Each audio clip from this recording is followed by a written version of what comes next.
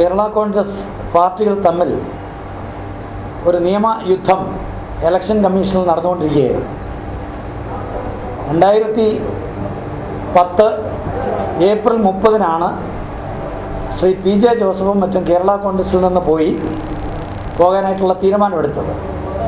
അതിൻ്റെ അടിസ്ഥാനത്തിൽ കോട്ടയത്ത് പിന്നെ 25/5 വലിയ ഒരു മീറ്റിംഗ് തിരുനക്കര മൈതാനത്ത് വെച്ച് കേരള കോൺഗ്രസ് എമ്മും കേരള കോൺഗ്രസും തമ്മിൽ ലയിച്ചു. ലയനശേഷം കേരള കോൺഗ്രസ് എന്ന പേര് ഞങ്ങൾക്ക് വേണം എന്നാവശ്യപ്പെട്ടുകൊണ്ട് ഇരു പാർട്ടികളുടെയും നേതാക്കന്മാർ ശ്രീ KM മാണിയും ശ്രീ PJ ജോസഫും ഇലക്ഷൻ കമ്മീഷനിലേക്ക് 17/7/2010 ഒരു ജോയിൻ്റ് ആപ്ലിക്കേഷൻ കൊടുത്തതാണ് ഈ കഴിഞ്ഞ ദിവസം റിജക്റ്റ് ചെയ്തുകൊണ്ട് തള്ളിക്കൊണ്ട് ഉത്തരവായിരിക്കുന്നത്. അതിനകത്ത് ഏറ്റവും പ്രധാനപ്പെട്ട ഒരു കാര്യം, യഥാർത്ഥ കേരള കോൺഗ്രസ് എന്ന് പറഞ്ഞു കഴിഞ്ഞാൽ ബ്രാക്കറ്റൊന്നും ഇല്ലാത്ത കേരള കോൺഗ്രസ് എന്ന പേര് വേണം എന്ന് പറഞ്ഞപ്പോൾ 1964-ലുണ്ടായ പാർട്ടിയാണ്. അന്നത്തെ പേരാണ് കേരള കോൺഗ്രസ് എന്നുള്ളത്. ആ പേര് വേണം എന്നുള്ളത് ആണ് ആവശ്യപ്പെട്ടത്. അത് തള്ളിയപ്പോൾ വളരെ വ്യക്തമായിട്ട് ഒരു കാര്യം കൂടി പറഞ്ഞു. രണ്ട് പാർട്ടികളും തമ്മിലുള്ള ലയനം അംഗീകരിക്കാനായിട്ട് പറ്റുകയില്ല. കാരണം അവരുടെ അപേക്ഷയിൽ രണ്ടാമത്തെ ഏറ്റവും പ്രധാനപ്പെട്ട ആവശ്യം ഞങ്ങളുടെ ലയനം അംഗീകരിക്കണം എന്നുള്ളതായിരുന്നു. ലയനം അംഗീകരിക്കുക എന്നുള്ള തീരുമാനം റിജക്റ്റ് ചെയ്തുകൊണ്ട് ലയനം അംഗീകരിക്കാൻ പറ്റില്ല, അത് നിയമപരമായിട്ട് നടത്തിയിട്ടില്ല എന്ന് കണ്ടുകൊണ്ട് നിയമവിധേയമായിട്ടുള്ള ലയനം നടക്കാത്തത് കൊണ്ട് അത് തള്ളുകയാണ് ഉണ്ടായത്. പക്ഷെ അതിൻ്റെ പ്രത്യാഘാതം വളരെ വലുതാണ്. ഇന്ത്യൻ ഭരണഘടനയുടെ 10-ാം ഷെഡ്യൂൾ വളരെ വ്യക്തമായിട്ട് കൂറുമാറ്റ നിയമത്തെക്കുറിച്ച് പറയുന്നു. 52-ാം ഭേദഗതി വരുത്തിക്കൊണ്ടാണ് ഈ 10-ാം ഷെഡ്യൂള് ഇന്ത്യൻ ഭരണഘടനയിൽ ചേർത്തത്. അത് കൂറുമാറ്റമായിട്ട് കണക്കാക്കാൻ പറ്റില്ല. അപ്പോൾ ശ്രീ PJ ജോസഫ് 4 MLA-മാരാണ് 2010 കേരള കോൺഗ്രസ് പാർട്ടിക്ക് ഉണ്ടായിരുന്നത്. ശ്രീ PJ ജോസഫ് ചെയർമാനായിട്ടുള്ള പാർട്ടിയുടെ പേര് കേരള കോൺഗ്രസ് എന്നായിരുന്നു. അത് പിൽക്കാലത്ത് ജോസഫ് ഗ്രൂപ്പ് എന്നൊക്കെ പലരും വിളിച്ചെങ്കിലും പലപ്പോഴും ആ പാർട്ടി തന്നെ പലപ്പോഴും PJ ജോസഫ് എന്ന അല്ലെങ്കിൽ ബ്രാക്കറ്റിൽ ജോസഫ് എന്ന് എഴുതുക ലെറ്റർ പാഡ് വരെ അങ്ങനെ അടിച്ചുവെങ്കിലും യഥാർത്ഥത്തിൽ ഇലക്ഷൻ കമ്മീഷനിൽ രജിസ്റ്റർ ചെയ്യപ്പെട്ട പേര് കേരള കോൺഗ്രസ് എന്നുള്ളത് ശ്രീ PJ ജോസഫ് ചെയർമാനായിട്ടുള്ള പാർട്ടിയായിരുന്നു. അപ്പോൾ PJ ജോസഫ് പാർട്ടിയായിട്ടുള്ള ചെയർമാനായിട്ടുള്ള പാർട്ടിയിൽ നിന്ന് ഈ 3 MLA-മാർ PJ Joseph, Shri TU കുരുള, Shri Mons Joseph, ഇവർ മറ്റൊരു പാർട്ടിയിലേക്ക് ചേർന്നപ്പോൾ അവർ കാരണം പറഞ്ഞത് മെർജറാണ് എന്ന്. അതുകൊണ്ട് ആർട്ടിക്കിൾ 10 ഷെഡ്യൂൾ 10 ഇന്ത്യൻ കോൺസ്റ്റിറ്റ്യൂഷൻ്റെ ഷെഡ്യൂൾ 10 അനുസരിച്ച് കൂറുമാറ്റമല്ല എന്നായിരുന്നു അവർ വാദിച്ചത്. അത് നിയമപരമായിട്ട് അംഗീകരിക്കാവുന്ന കാര്യമാണ്, ലയനമാണ് എങ്കിൽ. പക്ഷേ ഇതാണ് ഇലക്ഷൻ കമ്മീഷൻ്റെ ഓർഡർ. ഇലക്ഷൻ കമ്മീഷൻ്റെ ഓർഡർ വന്നത് 11/6/2012-ലാണ്. പക്ഷേ ഇന്നലെയാണ് കോപ്പി കിട്ടിയത്.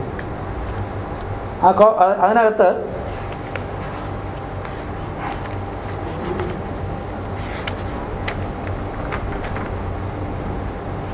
പാരഗ്രാഫ് 33 വളരെ വ്യക്തമായിട്ട് പറയുകയാണ്, having regard to the above, the only conclusion which can be arrived at is that the Kerala Congress has not merged with the Kerala Congress M, and that it continues to exist and function as a separate party. It is only some leaders of the Kerala Congress who have joined the Kerala Congress M, but the party has not fully merged or integrated with the Kerala Congress M. ഇത് വന്നതോടെ merger അംഗീകരിക്കാതായി. Merger അംഗീകരിക്കുന്നില്ല എങ്കിൽ, ലയനം അംഗീകരിക്കുന്നില്ല എങ്കിൽ election കമ്മീഷനാണല്ലോ merge ചെയ്തത് ശരിയാണോ ഇല്ലയോ എന്ന് പറയേണ്ടത്. അതുകൊണ്ടാണല്ലോ മാണി സാറും ശ്രീ പി ജെ ജോസഫും കൂടി ഞങ്ങളുടെ മേർജർ അംഗീകരിക്കണം എന്ന് പറഞ്ഞ് പെറ്റീഷൻ കൊടുത്തത്. ആ പെറ്റീഷൻ തള്ളുകയാണ് ഉണ്ടായത്. തള്ളിക്കൊണ്ട് അവർ കൂറുമാറ്റ നിരോധന നിയമത്തിൽ പെട്ടിരിക്കുന്നു. ഇതൊരു വലിയ പ്രത്യാഘാതമാണ്. വാസ്തവത്തിൽ ആ നിയമസഭയുടെ കാലാവധി കഴിഞ്ഞതുകൊണ്ട് ഇനി അത് ബാധകമാണോ ഇല്ലയോ എന്നുള്ളതൊക്കെ നിയമപ്രശ്നങ്ങളാണ്. ഇപ്പോൾ ഒരു പെറ്റീഷൻ കൊടുത്താൽ തീർച്ചയായിട്ടും ആ നിയമസഭയുടെ കാലാവധി കഴിഞ്ഞതുകൊണ്ട് അത് ബാധകമാകാൻ സാധ്യതയില്ല. പക്ഷേ പഴയ പെറ്റീഷൻ കിടക്കുകയാണ്. പണ്ട് ശ്രീ സുരേന്ദ്രൻപിള്ള മാത്രമാണ് ആ കൂറുമാറ്റത്തിൽ പെടാതിരുന്നത്. സുരേന്ദ്രൻപിള്ള ഒരു പെറ്റീഷൻ കൊടുത്തു, ഈ 3 പേര് കൂറുമാറി എന്നുള്ളത്. ആ പെറ്റീഷൻ തീരുമാനമാകാതെ കിടക്കുകയാണ്. അത് ആ നിയമസഭയുടെ കാലാവധി തീരുന്നത് വരെ അങ്ങനെ കിടന്നു. പിന്നെ തീരുമാനമാകാതെ ഇപ്പോഴും കിടക്കുകയാണ്. പറയില്ല. പക്ഷെ കമ്മീഷൻ ആകെപ്പാടെ പറയുന്ന മെർജറുണ്ടോ ഇല്ലയോ എന്നുള്ളതാണ്. അതിനെപ്പറ്റി പറയാനായിട്ട് പ്രശ്നങ്ങളാണ്. ഞാനതിലേക്ക് കിടക്കുന്നില്ല. ഞങ്ങളായിട്ട് അവർക്കെതിരായിട്ട് പരാതി പോകണമെന്ന് പല കാര്യങ്ങളിലും അദ്ദേഹം ഇപ്പോൾ മുല്ലപ്പെരിയാർ പ്രശ്നത്തിലൊക്കെ അദ്ദേഹം എടുത്ത സ്റ്റാൻഡിനോടിനായിട്ട് ഒരു പെറ്റീഷനായിട്ട് ഞങ്ങൾ പോകാൻ ഉദ്ദേശിക്കുന്നില്ല, അദ്ദേഹത്തിൻ്റെ കൂടെ പോയവർക്കെതിരായിട്ടും. പക്ഷേ ഇലക്ഷൻ കമ്മീഷൻ പറഞ്ഞിരിക്കുന്നു കേരള കോൺഗ്രസ് ഇതാ. അതുകൊണ്ട് ശ്രീ പി ജെ ജോസഫ് ചിന്തിക്കണം. കേരള കോൺഗ്രസ് ഇതാണ്. കേരള കോൺഗ്രസിൽ ഇലക്ഷൻ നടത്താനായിട്ട് ശ്രീ പി ജെ ജോസഫിനോട് പറഞ്ഞിരുന്നു. അത് കഴിഞ്ഞ ഏപ്രിൽ ഡ്യൂ ആയിരുന്നു. ഞങ്ങളുടെ കോൺസ്റ്റിറ്റ്യൂഷൻ അനുസരിച്ച് 3 മാസം ആണ്, അല്ല 3 കൊല്ലമാണ് ഒരു കാലാവധി. ആ കാലാവധി തീരുന്നത് ഏപ്രിൽ മാസത്തിലായിരുന്നു. അതുകൊണ്ട് election commission Shri P J ജോസഫിനോട് എഴുതി ചോദിച്ചു, നിങ്ങൾ പാർട്ടി കോൺസ്റ്റിറ്റ്യൂഷൻ പറയുന്നതനുസരിച്ച് തെരഞ്ഞെടുപ്പ് നടത്തിയോ? തെരഞ്ഞെടുപ്പ് നടത്തിയിട്ടില്ല. പിന്നെ തന്നെ താൽക്കാലികമായിട്ട് ഇലക്ഷൻ കമ്മീഷൻ കഴിഞ്ഞ അസംബ്ലി തെരഞ്ഞെടുപ്പിന് മുമ്പ് വാദം കേട്ടു, വിശദമായ വാദം കേട്ടു. 3 കമ്മീഷണർ ഖുറേഷിയും ഇപ്പോഴത്തെ ചീഫ് ഇലക്ഷൻ കമ്മീഷണറായിട്ട് തീർന്നിട്ടുള്ള സമ്പത്തും ഉൾപ്പെടെ 3 ഇലക്ഷൻ കമ്മീഷൻ കാലത്തെ മുതൽ വൈകിട്ട് വരെ വാദം കേട്ടു. ഞാൻ തന്നെയാണ് വാദിച്ചത്. അപ്പോൾ പൂർണ്ണമായിട്ട് വാദം കേട്ടതാണ്.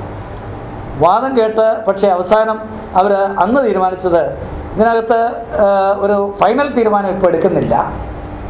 പക്ഷേ ഒരു അംഗീകൃത പാർട്ടി, രജിസ്റ്റേർഡ് പാർട്ടി മാത്രമല്ല അംഗീകൃത പാർട്ടി എന്നുള്ള നിലയിൽ MLA-മാരുടെ എണ്ണം കൊണ്ട് അംഗീകൃത പാർട്ടിയായി.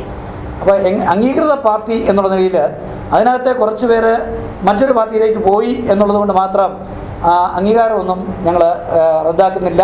പക്ഷെ പേര് ഇപ്പോൾ തീരുമാനിക്കുന്നില്ല. അത് പിന്നീട് കുറേ കൂടി പഠിച്ച ശേഷം തീരുമാനിക്കേണ്ടതാണ് എന്ന് പറഞ്ഞ് അന്ന് താൽക്കാലികമായിട്ട് ഞങ്ങളെ ആൻറ്റി മെർജർ ഗ്രൂപ്പ് എന്ന് പേരിട്ടതല്ല, വിളിച്ചു. ലയന വിരുദ്ധരായതുകൊണ്ട് കാലുമാറാതെ ഇരുന്നു എന്നുള്ളതാണ് അതിൻ്റെ അർത്ഥം.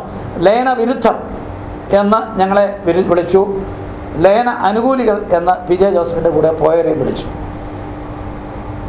പിന്നെ വിശദമായ വാദം കേട്ടപ്പോൾ ഞങ്ങൾ പറഞ്ഞു, ഇത് വലിയ